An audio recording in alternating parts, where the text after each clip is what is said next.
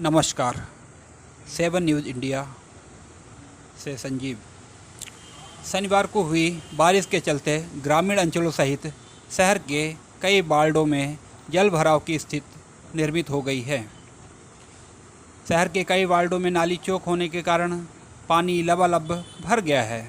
बताया जा रहा है कि नगर पालिका द्वारा वास्तविक धरातल पर समग्र स्वच्छता अभियान न होकर महज दिखावे तक ही सीमित होकर रह गया है।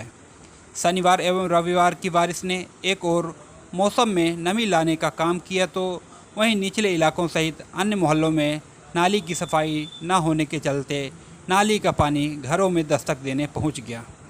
शहर के 24 वार्डों में से एक सरसरी निगाह देखा जाए तो सबसे ज़्यादा कचरे के रूप में अमानक पैमाने की पन्नियां दिखती हैं, जबकि प्रशासन द्वारा विगत कई माह से इसे प्रतिबंधित करने का प्रयास व साथ ही थोक विक्रेता